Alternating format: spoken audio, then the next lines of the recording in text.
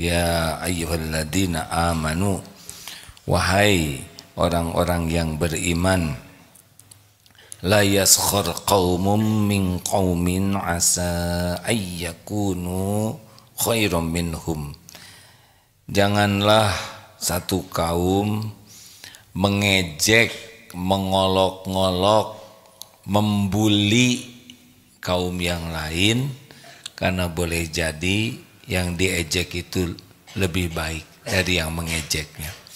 Jadi larangan pertama adalah membuli, mengejek, mengolok-ngolok, ini haram. Tidak boleh. Orang yang suka mengejek, mengolok-ngolok, meremehkan, menghina, body shaming, ini adalah bagian perbuatan yang terlarang dalam Islam. Hati-hati yang suka mengejek, mengolok-ngolok, dia akan habis nanti pahalanya diberikan kepada yang diejek. Dan yang diejek itu boleh jadi lebih baik di sisi Allah daripada yang mengejeknya. Ini larangan keras di Darut Tauhid yang suka mengejek, mengolok-ngolok, menghina, membuli, haram, tidak boleh. Ini ayatnya, ya. Walaupun kita ngaji, baca Quran banyak, setoran banyak, tapi kalau masih mengejek, mengolok-ngolok, membuli, berarti kita tidak mengerti apa yang kita baca. Wala nisa'um min nisa'in asa ayyakunna khairum minhun. Wahai perempuan, jangan mengejek, mengolok-ngolok, menghina, meremehkan wanita lain, karena boleh jadi yang diejek itu lebih baik di sisi Allah. Tolong digarisbawahi, tidak ada lagi di sekolah kita, di pesantren yang suka mengejek. Dia yang suka mengejek itu menantang kepada Allah, menimpakan musibah kepada dirinya. Orang yang suka menghina adalah orang hina. Orang yang suka mengolok-olok dan mengejek adalah orang yang rendahan. Orang yang baik tidak pernah mengeluarkan kata-kata yang tidak baik. Orang yang suka berkata buruk hanya orang buruk. Pastikan santrinya bangun ya, Dek, karena nanti akan dicek. Itu menulis tidak? Acungkan tangan yang tidak membawa buku, dihitung sampai 3. 1. Acungkan tangan, kalau tidak ngacung jadi 2 kesalahannya. 1 tidak bawa buku, yang kedua tidak ngaku. Ya, acungkan tangan. Tidak usah ngajak orang lain ngacung, lihat ke sini deh. Ya, angkat tangannya. Oke, jangan turunkan sampai menyuruh turun ya. Angkat tangannya lebih tinggi lagi ya. Bagus. Ya, harus adil. Yang menulis dan yang tidak menulis tidak boleh jadi sama. Angkat terus tangannya ya. Ya, sekarang boleh turunkan. Baik. Tidak ada membuli. Membuli itu pekerjaan orang-orang hina, pekerjaan orang-orang yang akan banyak musibah dalam hidupnya. Karena setiap kali kita berbuat buruk, pasti keburukan itu akan kembali kepada dirinya. Orang yang suka menghina hanya orang hina. Orang yang suka mengejek hanya orang-orang yang buruk. 2. Apa larangan yang kedua? Jangan saling mencela. Yang kedua adalah wala talmizu anfusakum. Janganlah suka mencela dirimu sendiri. Artinya kita jangan suka mencela orang lain, karena orang lain nanti akan mencela kita. Tidak boleh kita mengolok-olok badan, bentuk tubuh,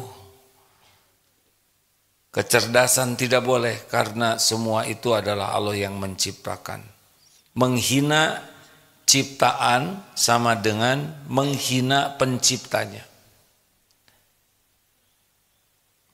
Kalaupun kita beda pendapat, jangan saling mencela, ya, sampaikan saja baik-baik pendapat kita, tidak usah menghina.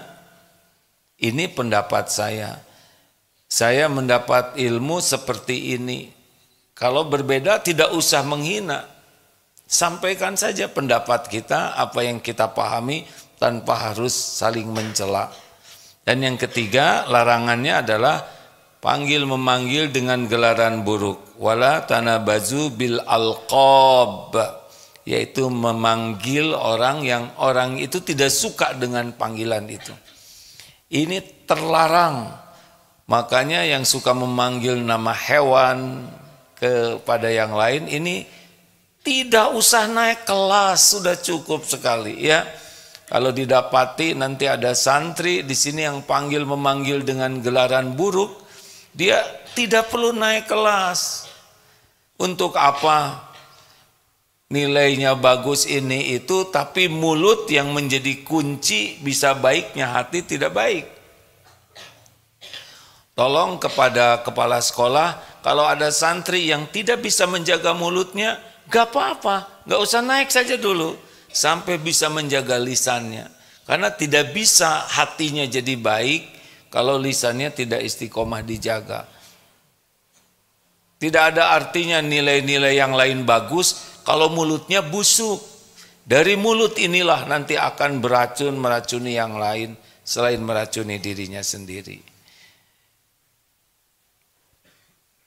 Dengar baik-baik.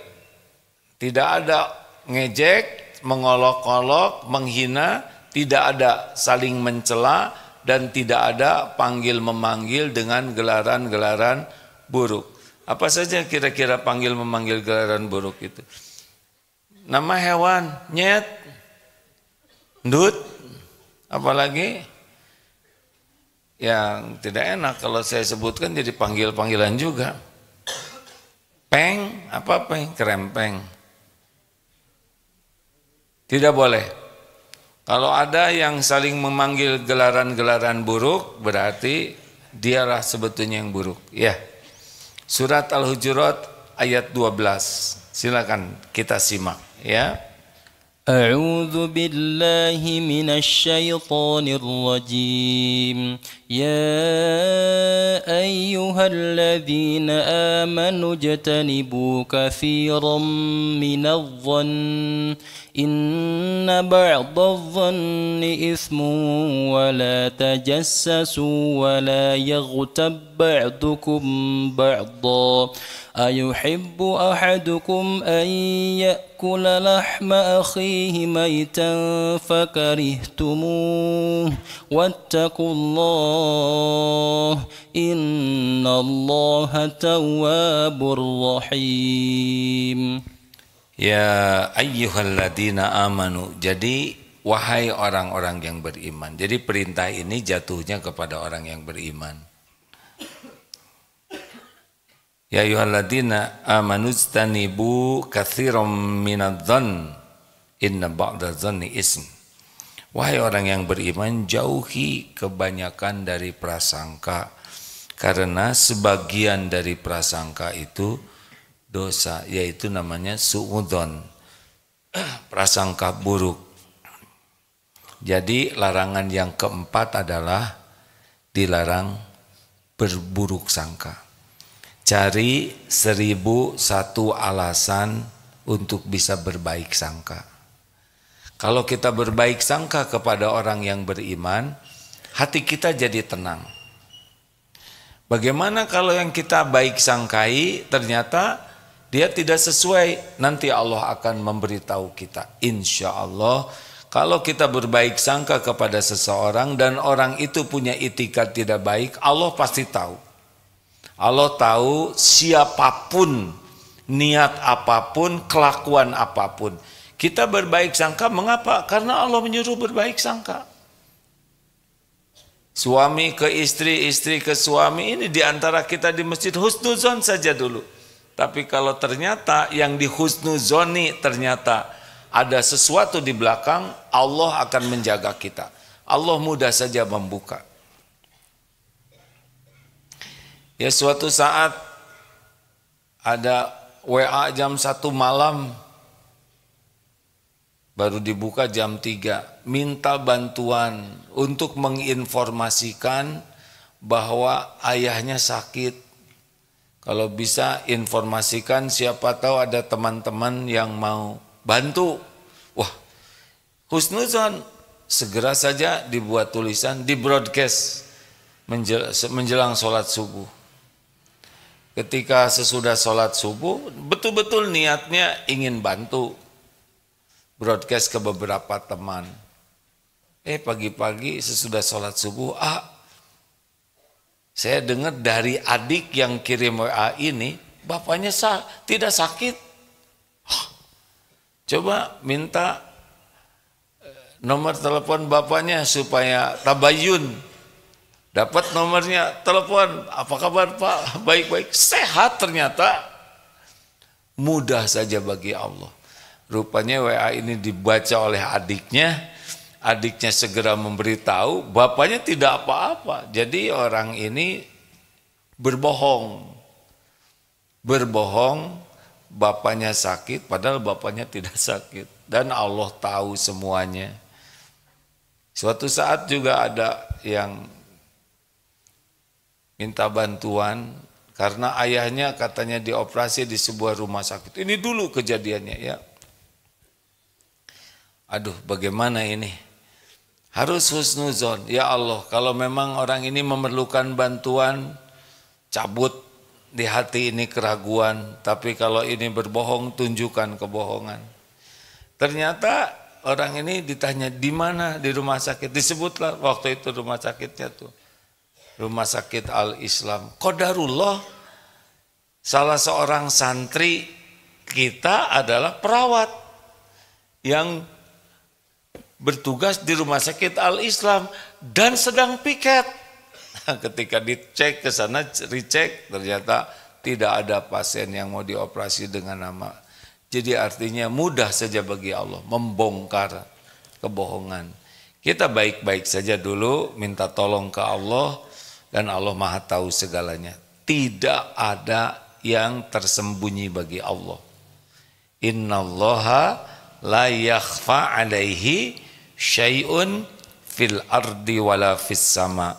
Sesungguhnya bagi Allah tidak ada yang tersembunyi di bumi maupun di langit. Tidak ada yang tersembunyi. Tidak ada yang bisa bersembunyi juga dari Allah. Maka sudahlah. Cari 1001 alasan baik sangka sambil kita berlindung kepada Allah. Allah nantilah yang akan memberitahu apa yang membahayakan kita karena Allah tahu kita berbaik sangka karena Allah. Ya. Enak berbaik sangka tuh hadirin. Tenang. Kalau suudzon buruk sangka gelisah. Orang kalau mau bahagia husnuzon dengan keyakinan ini adalah perintah Allah. Kepada siapa? Kepada orang yang beriman. Jadi kalau orangnya fasik, munafikin ya kita tidak boleh berbaik sangka karena tidak termasuk yang harus dibaik sangkai. Yang kedua, wala tajassasu. Jangan mencari-cari keburukan, mengorek-ngorek, ingin tahu, memata-matai. Tidak perlu ingin tahu. Tidak perlu, tidak sengaja saja kita tahu kejelekan orang, itu membuat kita jadi busuk hati, benar? Tidak sengaja saja kita mengetahui ada orang yang ya punya aib, punya kesalahan, itu membuat kita merendahkan orang tersebut. Padahal siapa tahu dosa yang dilakukan orang tersebut sudah diampuni Allah karena dia sudah tobat. Kita menghina seseorang, kita merendahkan seseorang, padahal dosa itu sudah membuatnya tobat dan membuat beliau disukai Allah. Yang tidak sengaja itu ya, kita sudah memvonis orang. Gimana kita suka nyari-nyari aib? Tidak, kecuali yang punya kewajiban. Misal menegakkan keadilan, aparat hukum. Nah, itu mencari adalah untuk menegakkan keadilan. Tidak bisa ketika pengadilan, bagaimana jaksa? Oh tidak Pak, saya tidak mau mencari aib. Terus gimana? Jadi bukan untuk mencelakakan tapi menegakkan keadilan. Atau misalkan qadarullah saat ini AA diuji oleh Allah, diberi amanah pesantren ini. Kadang ada beberapa hal yang memang harus tahu. Misalkan ini ada hal yang harus diselidiki. Bukan ingin tahu kejelekan seseorang, tapi ingin menegakkan keadilan. Lebih baik kita tidak tahulah tentang aib orang lain, kecuali yang menjadi kewajiban kita tahu. Lebih baik tidak tahu. Enak. Tidak usah segala ingin tahu tentang orang lain. Enak hadirin. Lebih baik kita fokus saja ingin tahu aib dan dosa, kesalahan, kekurangan diri sendiri. Tidak ada gunanya kita tahu aib orang lain, kecuali yang dikehendaki Allah kita tahu agar kita bisa membantu memperbaikinya atau kita tercegah dari keburukannya. Jangan suka mencari-cari, nanya-nanya. Tidak usah, ini para suami tidak usah menyelidiki HP istri. Ya, sebaliknya juga begitu. Sudah percaya saja. Kita jadi suami yang baik saja. Doakan yang terbaik. Dah. Kita tidak bisa merubah orang lain. Tapi kalau sudah waktunya kita tahu, nanti akan ada jalannya jadi tahu. Tidak ada yang tersembunyi bagi Allah. Orang berbohong, orang melakukan maksiat, tidak diketahui orang lain, bukan karena jago. Bukan karena jago menyembunyikan, tidak. Kita bohong, na'udzubillah. Kita melakukan hal yang tidak baik, lalu orang lain tidak tahu. Bukan karena kita jago menutupi, tapi karena Allah saja belum membuka. Kalau Allah membuka, pasti terbuka, pasti terbuka. Kalau Allah membuka, pasti terbuka, tidak bisa dihalangi, tidak bisa dicegah. Karena Allah menyaksikan kelakuan kita setiap saat, dimanapun, kapanpun, tidak ada yang luput. Allah mengetahui semuanya. Sekarang ini kita ditutup-tutupi aib kita. Kalau kita terus-terus nyari aib orang, mudah bagi Allah membuka aib kita. Benar?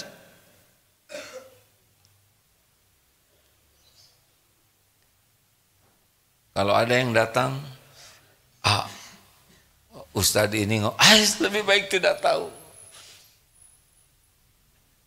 Lebih baik kita tidak tahu kalau tidak penting kita tahu. Ya, fokus saja cari aib sendiri. Nanti Allah akan membuka ladang amal kalau tahu aib seseorang untuk amal soleh membantu memperbaikinya, bukan untuk berpuas-puas menghina seseorang. Dan kalau kita mendapati aib seseorang, kita jadi kuburan, jangan kita ceritakan kepada yang lain. Jadi pelajaran bagi kita. Jangan suka membeberkan aib orang lain. Bagaimana kalau ada orang membeberkan aib kita? Ya tobat sajalah kita. Tidak usah sakit hati kalau ada orang yang membuka dan membeberkan aib kita. Tidak usah sakit hati dan tidak usah tertekan. Tapi gara-gara aib saya dibuka, saya jadi dapat sanksi, saya jadi dihina, saya jadi dijauhi. Gak apa-apa. Itu sebagai penggugur dosa kita. Tobat saja terus. Jangan membalas. Jangan membalas. Aib kita dibuka, jangan buka aib saudara kita. Diam saja. Bahaya bagi kita bukan terbukanya aib kita. Bahaya bagi kita adalah tidak diampuninya dosa kita. Betul? Maka kalau aib kita kebuka pasti sedikit. Sebagian besar ditutupi. Syukuri yang ditutupi, yang kebuka taubat saja. Tapi orang jadi menghina, dihina orang itu penggugur dosa. Tapi sebagian jadi menjauhi saya, enggak apa-apa. Enggak terlalu banyak teman, enggak apa-apa. Kalau banyak teman membuat kita jadi kotor hati, benar? Tidak wajib kita banyak sekali teman, tidak kok. Ya, yang wajib itu kita terjaga keimanan dan amal soleh kita. Selektif memilih teman penting-penting. Saya di kelas ini teman saya suka ngobrol terus. Karena saya jarang ngobrol, jadi teman saya nggak mau ngedeketin saya. Nggak apa-apa, daripada kita jadi kebawa ngobrol. Ada di sebuah kampus, teman-teman ini suka pada itu ngobrol yang sia-sia dan bahkan ngobrolin pacar. Saya nggak suka, jadi saya tidak diajak ngobrol. Ya selamatlah. Mau apa? Kita jadi bareng dengan orang yang membuat kita jadi tergelincir. Kita tidak niat memutuskan silaturahim, tapi tidak harus. Kita kumpul-kumpul dengan yang bisa merusak iman. Syukur kalau kita jadi ragi bisa mewarnai. Kalau kita tidak kuat, kita bisa rusak, ya sudah, jaga jarak saja. Yang ketiga adalah wala yaghtab ba'dukum ba'd. Jangan bergunjing. Apa ghibah? Ghibah itu mengatakan tentang seseorang yang kalau dia tahu dia tidak suka. Tapi benar loh, kalau benar ghibah, kalau tidak benar fitnah. Tidak ada kebaikan dua-duanya. Yang baik itu jangan ngomongin orang yang jelek-jelek, udah diem saja. Kecuali untuk mencari hukum, kecuali untuk menegakkan kebenaran, keadilan, kecuali untuk mencegah dari kemungkarannya. Misalkan orang ini zolim sekali dan sudah diketahui zolim. Pemimpin ini zolim misalkan. Nah, kita mengatakan pemimpin ini zolim karena agar orang tidak terzolimi lagi oleh dia. Hindun pernah berbicara tentang suaminya yang pelit di depan Rasulullah. Menceritakan keburukan suami yang tidak mau ngasih belanja. Itu niatnya mencari hukum, maka boleh. Sepanjang yang ditanyanya adalah orang yang berkompeten menjawabnya. Sudah, jangan ngomongin orang yang paling aman tuh. Bicara yang baik-baik saja. Mau apa? Karena dosanya apa? Ghibah. Ayuhibbu ahadukum ayyakula lahma akhiki maitan fakari. Tumuh. Sukakah engkau memakan daging mayat saudaramu yang sudah mati? Pasti jijik. Jadi ada saudara kita meninggal. Nah, jenazahnya itu digigit, dimakan, dikunyah. Itulah penggibah.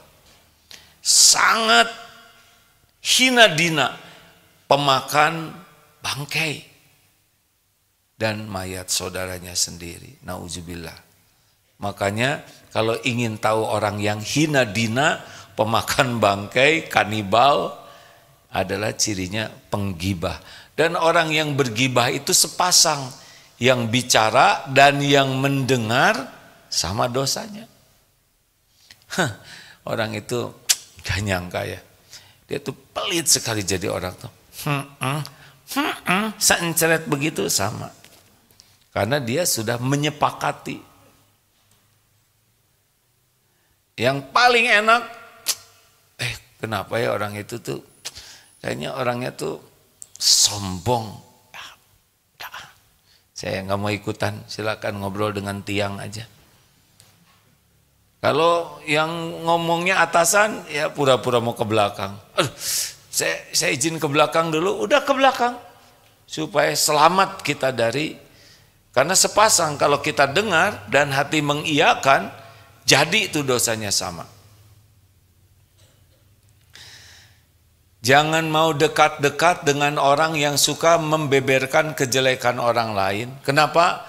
Karena dia sekarang datang ke kita menceritakan keburukan orang lain. Tahu kalau jauh dari kita apa yang dia lakukan? Dia menceritakan keburukan kita ke orang lain. Sebagaimana dia cerita buruk tentang orang lain ke kita, maka kalau jauh dari kita, tidak sulit bagi dia untuk menceritakan kejelekan kita ke orang. Makanya kalau ada orang suka ngadu-ngadu, itu adalah orang yang jangan dipercaya. Jangan dipercaya. kecuali dia bawa fakta untuk membawa kebaikan, ya. Tapi kalau hanya ngobrol iseng membeberkan orang lain, udah selesai. Ini orang buruk, dia racun. Ya. Hati-hati adik-adik, penggibah itu adalah orang yang akhlaknya sangat buruk, meracuni diri dan meracuni yang lain. Udahlah, mau apa segala diobrolin, benar? Mau apa? Orang yang banyak ngomong, banyak ngobrol tuh banyak musibah menimpa dirinya.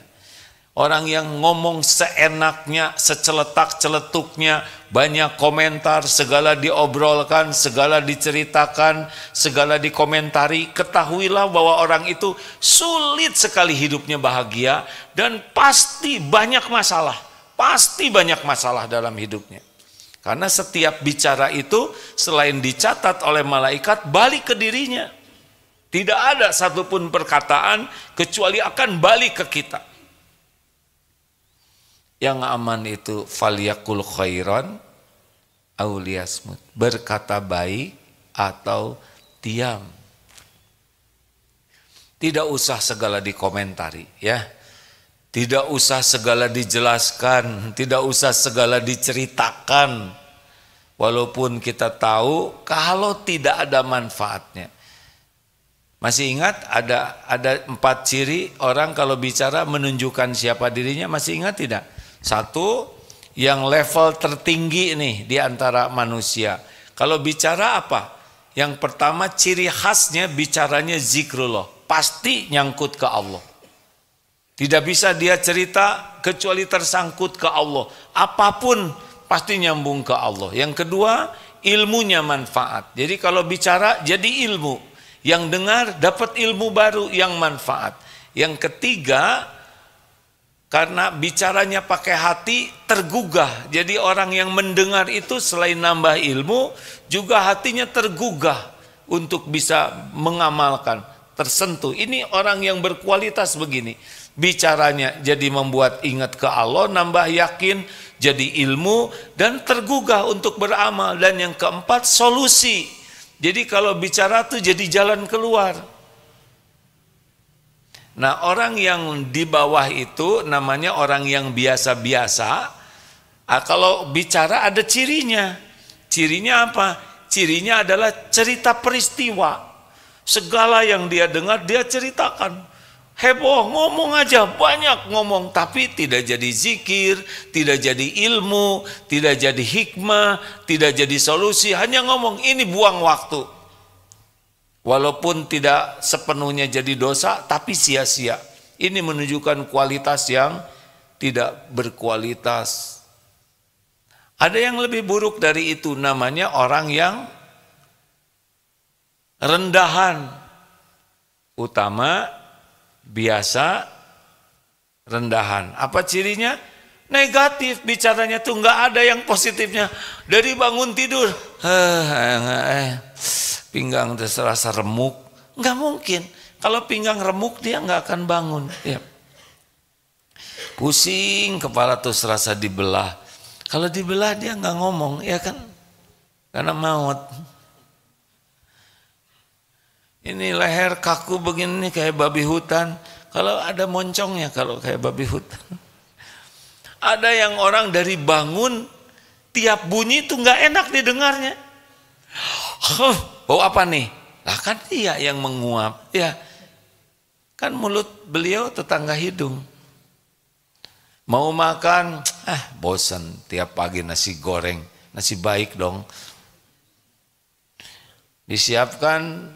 Beli bubur ayam aja, ya bubur ayam di depan mah, cakwehnya cuma dikit, kerupuknya kecil-kecil, dicela sambil dimakan. Ya. Pokoknya apa saja, ayo dong sekarang kita pakai motor listrik, ya baterainya mahal, cepet habis, belum ada jam, padahal nggak tahu kita, ya. Ada aja yang negatifnya tuh. Itu kita makan ini enggak. Yang belinya enggak cuci tangan, segala ada aja. Lihat mobil bagus, nyicil gitu. Padahal nggak ada urusan sama sekali dengan dia. Tapi iri aja, pasti nyicil. Lihat berita TV, kacau politik, nggak ada yang benar. Ngomel aja, nonton sepak bola, blow on yang ini nih. Dia harus ke pinggir tuh nyepaknya, tapi ke tengah terus harusnya dikeluarin. Sok tahu ya. Dia kaos kaki sepak bola aja tidak punya. Pokoknya ada orang yang kalau bicara negatif saja terus. Ini levelnya rendahan ini. Walaupun gelarnya tinggi, jabatannya tinggi, walaupun ya secara duniawi, tapi dia levelnya level rendahan. Karena bicaranya nggak ada yang bagus, negatif saja, nggak ada syukurnya. Mengeluh, mencela, menghina, mengolok-olok, ya begitu saja level orang rendahan. Tapi ada yang lebih rendah dari itu. Wah, tegang ya. Mau tahu? Namanya orang yang dangkal. Utama, biasa, rendahan, dangkal. Siapa yang dangkal? Orang yang dangkal itu adalah orang yang kalau bicara cirinya khas, yaitu saya. Jadi kalau ngobrol apapun, fokus dari pembicaraannya adalah saya. Ngangkat dirinya aja terus. Tidak ada kepentingan dia bicara kecuali mengekspos dirinya.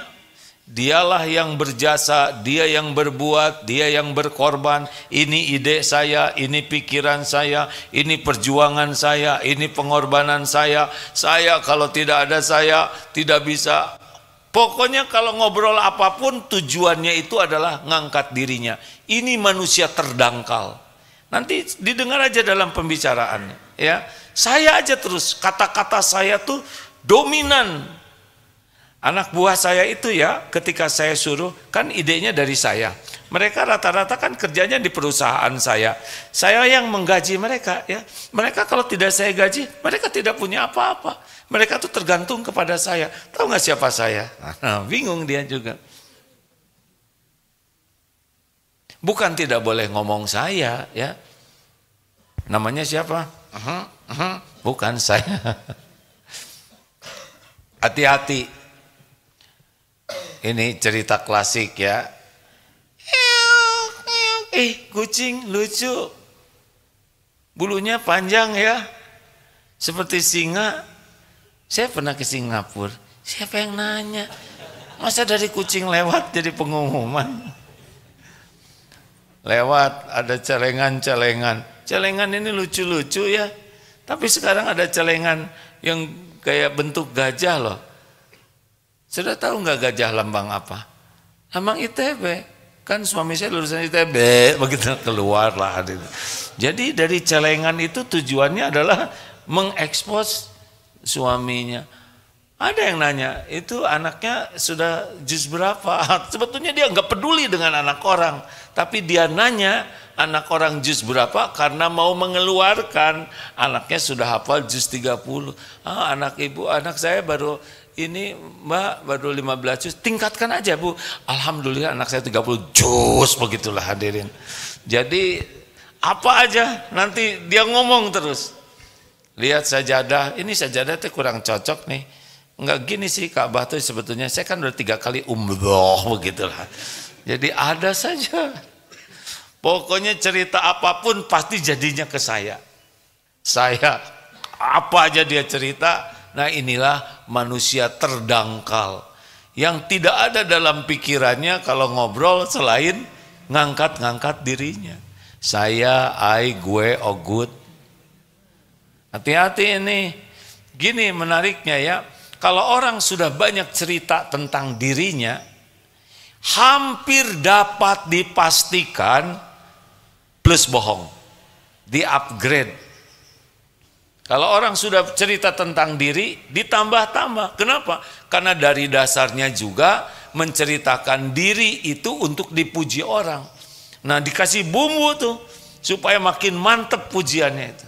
Apa saja, kecuali yang jarang ditambah tuh berat badan ya. Selebihnya mah jadi keren aja. Begitu. Mikir apa? Terima kasih. Sepertinya banyak yang tertekan. Ini siapa yang ngelaporin nih? Kenapa saya kesini dihina terus? Ada pertanyaan silakan. Yang paling aman diam. Kecuali dengan 3 hal. Niatnya yakin, lillahi ta'ala, isinya yakin, benar, 3 efeknya manfaat. Kalau belum yakin dengan niat, konten, dan dampak, dah diam sajalah. Enggak apa-apa. Dianggap bodoh tidak apa-apa. Yang paling penting kita disukai Allah. Nggak usah segala diceritakan, ya. Ada orang juga enak lagi dengernya. Dulu pernah ada yang mencium Hajar Aswad. Ini mohon maaf ya, ada seorang artis, mungkin manasiknya belum begitu mantap. Ketika nyium Hajar Aswad, aduh saya sudah minta izin ke seseorang yang disebutkan ini. Karena bertemu, Pak saya izin jauh, boleh kata beliau ya. Saking semangatnya, alhamdulillah gue berhasil nyium. Nyium apa mbak? Nyium Azwar Anas katanya, harusnya Hajar Aswad. Saya sudah berjumpa dengan Pak Azwar Anas ini ya, dan bercerita ini, minta izin dan beliau nggak apa-apa, beliau ketawa saja. Jadi manasiknya kurang mantap, ini nggak nyebut nama orang ya, tapi siapa yang ceritanya nggak disebutin, tapi mungkin bahagia, tapi kalau diceritakan terus menerus bisa jadi enek ya, terutama sedang haji, berhasil mencium haji, itu syukur, diceritakan boleh, tetapi kalau terus menerus diceritakan ke siapapun, kan ada yang haji suatu saat berhasil nyium Hajar Aswad, itu mah terus-terusan aja, alhamdulillah tadi saya nyium Hajar Aswad, itu ya ketika mau saya cium, itu semua tuh menyingkir, bohong, nyingkir tuh bukan karena dia mau nyium, karena ada yang bagian ngebersihin. Terus saya cium dia dan dia membalas ciuman saya, pasti kejedot itu, kena besinya di sini, dia anggap balasan. Lalu saya merasa disiram salju, bohong, biasa weh. Lalu tiba-tiba ada tangan, kan saya kejepit, terus ada tangan yang berjanggut, itu teh askar hadirin, tapi dia merasa seakan-akan diangkat oleh malaikat. Jadi udah amalannya sunnah, tapi jadi dosa karena pakai bohong. Bolehkah cerita? Boleh, dengan niat syukur. Apa bedanya riya dengan syukur? Kalau syukur itu jadi Allah pemberi karunia-Nya, kalau riya itu milik dia karunia-Nya. Jadi yang pengen dipujinya dirinya sendiri. Alhamdulillah tadi Allah memudahkan saya bisa mencium Hajar Aswad. Masya Allah. Kalau nggak ditolong Allah pasti nggak bisa. Mudah-mudahan Allah ngampuni, karena sikut saya tadi kena jidat orang, kaki saya nginjek kaki orang. Nah begitulah. Yang aman nggak banyak bicara. Ada pertanyaan silakan. Boleh Pak. Izin ada pertanyaan dari media sosial. Oh iya maaf, silakan medsos. Sebentar ya Pak. Bapak nanti harus pegang mikrofon supaya masuk ke. Silakan. Izin, saya sedang merasa tidak mampu melakukan apapun karena apa yang sedang saya kerjakan di tempat kerja saya selalu tidak berhasil. Mohon bagaimana saya bisa selalu berprasangka baik kepada Allah. Nah kata selalu ini berbahaya nih. Selalu tuh 100%. Tidak boleh kita mengatakan. Itu waktu nelen berhasil tidak? Nelen kan berhasil masuk, benar? Minum berhasil. Bicara juga berhasil barusan, menulis WA, ya kan? Jadi jangan mengatakan saya selalu tidak berhasil, itu kufur nikmat. Pasti ada banyak pertolongan Allah. Memang dalam teorinya begini, untuk meningkatkan kepercayaan diri, begini, prestasi besar itu rangkaian dari prestasi kecil. Maka kalau kita ingin secara syariat ya lebih percaya diri, jangan terlalu hebat target prestasinya. Yang kecil-kecil yang membuat kita merasa puas, nanti tingkatkan. Kalau kita ingin seperti ini, tapi kapasitas kita belum ke sana atau di sini, jadi kita merasa gagal terus, salah target. Kuda kalau jumping itu menurut kawan-kawan yang ngurus kuda ya, kalau kuda misalkan dia jumping 1 meter gagal dan dia dimasukkan ke kandang, nanti memori gagal itu akan ada di kuda, jadi kurang pede kalau mau loncat. Makanya kalau 1 meter gagal diturunkan itu si tangganya itu, rintangannya itu jadi 70, 80 sampai dia bisa loncat berhasil, baru dimasukkan ke kandang. Nanti memorinya sukses itu. Nah sekarang taruh 2 meter kejedot, kapok itu kuda ya. Maka mari kita biasakan punya target-target kecil, kita sempurnakan.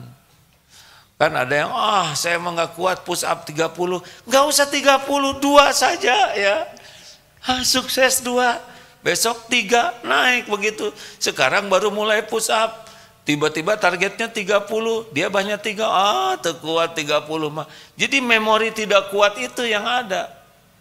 Udah targetnya berapa? 3. Temen 30, gak apa-apa itu, temen saya mah 3. Ternyata 4, sukses gitu. Terserahlah. Mau sukses atau mau menderita tergantung bagaimana kita mempersepsi program kita. Lanjut, Pak, boleh bantu mikrofonnya? Ya, boleh sambil lari, Jat. Assalamualaikum warahmatullahi wabarakatuh. Waalaikumsalam warahmatullahi wabarakatuh. Nama saya Teten A dari Derenten. Alhamdulillah pagi ini bisa ke sini. Alhamdulillah. Sebetulnya ada 2 pertanyaan yang selalu ada di hati saya. Selalu ada? Ya. Bagus, silakan Pak. Yang pertama, dulu saya punya banyak teman, teman-teman dari medsos juga dari lingkungan gitu. Terus tiba-tiba kira-kira beberapa waktu ke belakang saya tinggalkan semua. Ditinggalkan atau meninggalkan? Ditinggalkan. Bapak ditinggalin teman?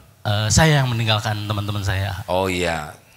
Karena mohon maaf, takutnya saya yang jadi buruk sangka kepada mereka gitu, membuat saya yang kayaknya mungkin menurut saya nggak akan bisa, takutnya terbawa arus oleh mereka gitu. Baik, pertanyaannya. Pertanyaannya, apakah itu baik atau tidak? Karena katanya kalau kita memutuskan tali silaturahmi itu tidak baik.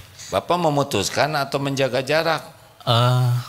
Boleh dibilang memutuskan, karena jangan, kalau kita salah kalau memutuskan. Ya. Saya hapus semua kontaknya dan saya nggak pernah komunikasi lagi karena saya takut saya menjaga itu gitu. Kalau menjaga jarak tidak apa-apa. Kalau memutuskan jangan. Bapak jadi putus aja dengan mereka sekarang. Ya. Jangan, Pak. Jangan ada niat putus silaturahim. Tidak wajib juga kita punya kontak mereka, tapi tidak ada niat memutuskan silaturahim. Niatnya adalah ya saya ingin punya teman lain yang lebih baik gitu. Makasih ya. Terbuka akhirnya sekarang. Ya Pak, jangan niat memutuskan, niat menjaga kebersihan hati ya. Terakhir, yang boleh satu lagi ya? Tidak boleh ya, karena ini sudah waktunya habis Pak. Maaf ya, satu ini. Kaharto, mana Kaharto? Oh Pak Kaharto. Maaf saya terlambat baca ini. Bapak akan diwisuda dari, Bapak asal dari mana, Kalimantan Pak? Bisa kita berkenalan, silakan Pak. Pak Kaharto. Ya. Sehat Pak? Alhamdulillah sehat. Bapak masuk program Daurah Kolbiah. Ya. Angkatan 107. Bapak dari Kalimantan, bagaimana bisa sampai ke Indonesia Pak? Indonesia, Darut Tauhid. Baca lewat media sosial. Baca di medsos. Apa katanya di medsos Pak? Ada program di Bandung gitu. Ada program di Bandung. Belum pernah Bapak ke Bandung sini? Ke Darut Tauhid? Sampai saat ini baru pertama kali ke Tanah Jawa. Apa yang membuat Bapak tertarik mau ikut pesantren ini? Kalau berat mengatakannya tidak usah Pak. Saya ingin Bapak bahagia. Apa yang membebani kehidupan tidak usah. Apa Pak? Paksakan untuk menjawab.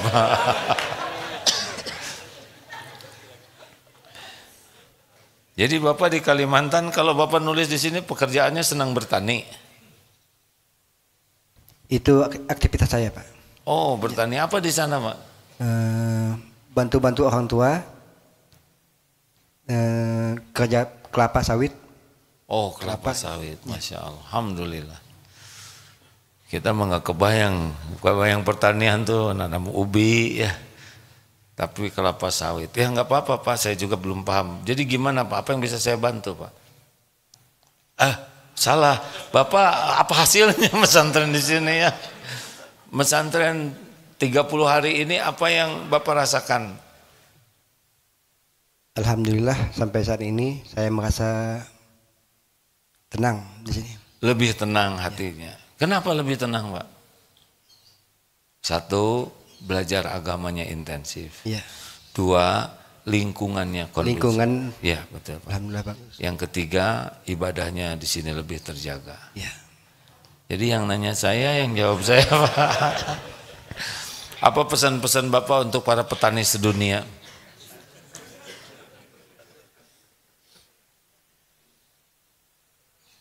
Ini luar biasa, Bapak ini lebih banyak merenung daripada bicara, mengamalkan ceramah ya. Akibatnya jadi saya lagi yang jawabnya. Gak bisa dijawab. Oh, balik saya jelaskan aja ya Pak ya. Jadi beliau ingin mengatakan, ayolah para petani pesantren, begitu kan Pak ya? Ya. Luar biasa beliau, kekuatan batinnya tinggi sekali. Sehingga diam saja sudah langsung bisa menjelaskan. Terima kasih Pak, Bapak mengamalkan sekali. Faliyakul khairun awliyasmut ya. Terima kasih ya Pak, mudah-mudahan ilmunya manfaat. Hari ini di wisuda. Sebetulnya ada satu lagi nih, cuman waktunya habis. Tapi program Daurah Qalbiyah ini sudah bisa membuka angkatan baru. Bisa ada berapa ini teman-teman dari mana saja ini yang pakai sial biru? Dari Cianjur, dari mana lagi adek? Tangerang Selatan. Dari Depok. Tapi rata-rata ini dari sebulan lalu di sini ya. Alhamdulillah. Silakan bagi yang akan bergabung, ada program ini namanya Daurah Qalbiyah, lamanya 1 bulan. Ada lagi pesantren akhlak plus wirausaha 4 bulan biasanya itu. Ada lagi program masa keemasan, mana?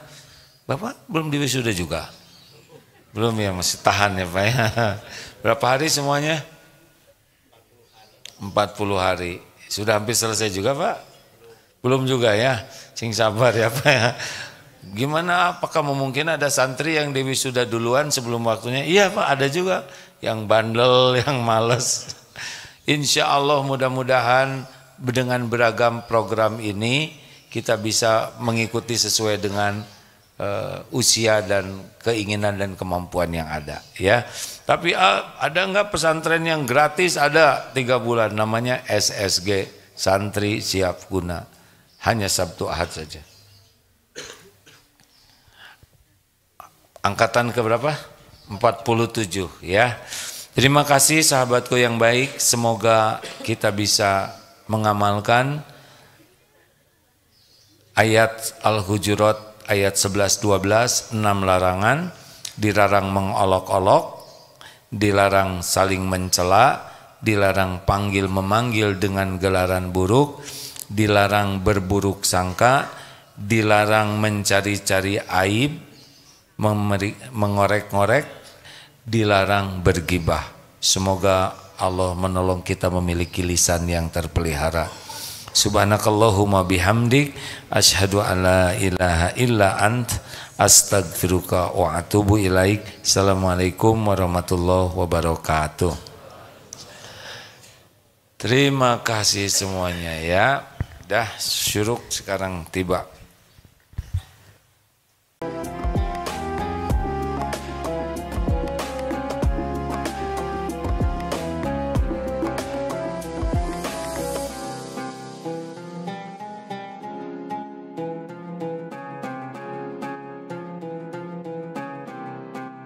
Jangan lupa, saya bilang sekalian, terus berlangganan di Darut Tauhid Official.